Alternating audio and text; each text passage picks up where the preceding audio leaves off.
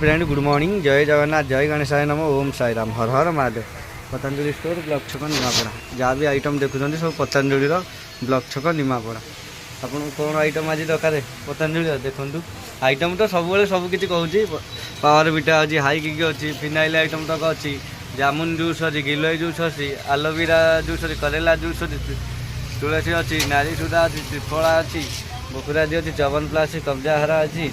देखो wrist item तक अच्छी, सब रिस्ट आइटम तक अच्छी, मेडिसिन आइटम तक अच्छी, अटा आइटम तक अच्छी। आपन को देखो mustard oil, aloe vera gel, conditioner, neem tulsi face wash, Madhunashini, Muktavati, Medhavati, Akshashila, shilajit, पूरा आइटम है आपको मिलेगा पतंजलि का ब्लॉक छक निमापड़ा। और क्या शैम्पू का आइटम क्या चाहिए, शिकाखाई, एंटी डैंड्रफ, नेचुरल, रिठा, सब कुछ है पतंजलि स्टोर ब्लॉक छक निमापड़ा। आपको सब कुछ मिलेगा।